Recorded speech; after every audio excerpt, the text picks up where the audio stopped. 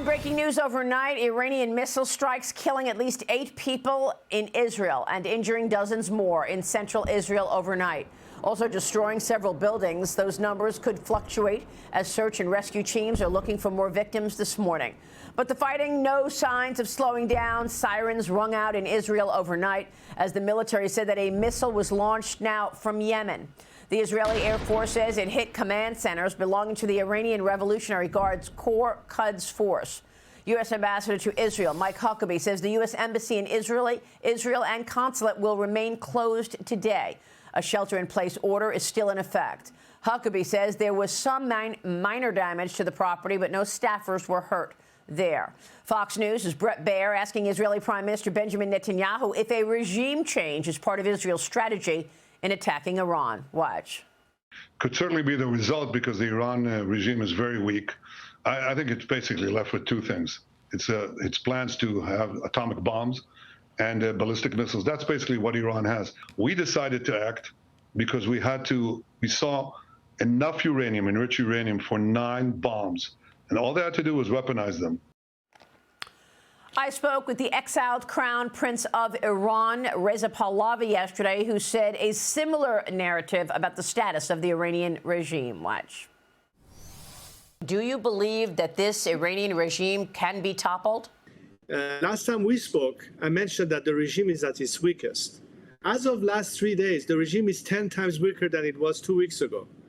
So at this stage, I think the Iranian people obviously realize that the playing field has been more equalized for them to give them finally an opportunity to rise and get rid of this regime. Because we always believe that the ultimate solution to the problem is for this regime to no longer be there. Not at the hand of foreign troops or countries, but at the hand of the Iranian people themselves. The Iranian people are the boots on the ground that we need. What they need, however, is solidarity from the free world to once and for all get rid of the problem. President Trump remaining optimistic that Iran will agree not to build nuclear ambitions. Watch. Well, I hope there's going to be a deal. I think it's time for a deal, and we'll see what happens. But sometimes they have to fight it out, but we're going to see what happens. I think there's a good chance there'll be a deal. Joining me now is former CIA station chief and Fox News contributor Daniel Hoffman. Daniel, good to see you. What's your reaction to all of this? You too. Well, I think one thing that's important to remember here is that Israel has really decimated Iran's means of retaliation. Remember that Hamas and Hezbollah are spent forces, and they're unable to be Iran's proxy terrorists or deliver the same sort of response as they would have before Israel took the fight to Hamas and Hezbollah after October 7.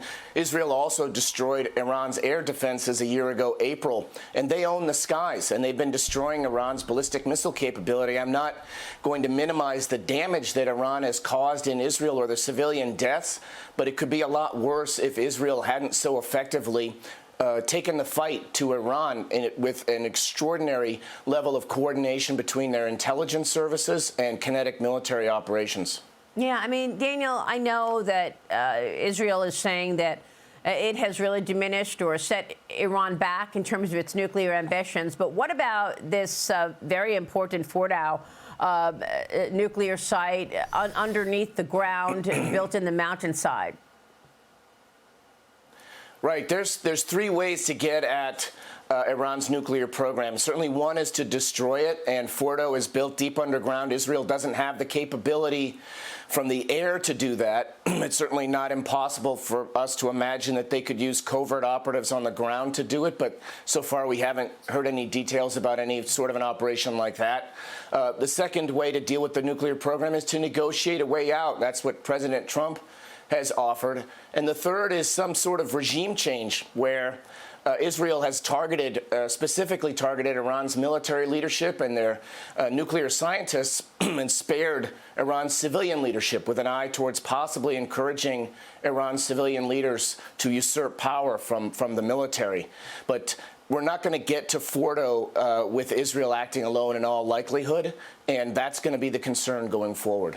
Yeah, and also the danger around getting to that with all that enriched uranium, Dan. What do you think about that? I wonder if, in fact, the U.S. is looking at a bigger participation here. Do you expect the U.S. to get more involved? Well, I think the United States has plans for every sort of contingency, and by all accounts, I don't think the United States wants to become involved unless Iran strikes us directly. In that case, all bets are off, and I think the United States responds with great force. But thus far, I think we're going to be holding our fire. A lot of uncertainty regarding that point. Dan, it's great to see you this morning. Thank you, sir. Daniel Hoffman with Reaction.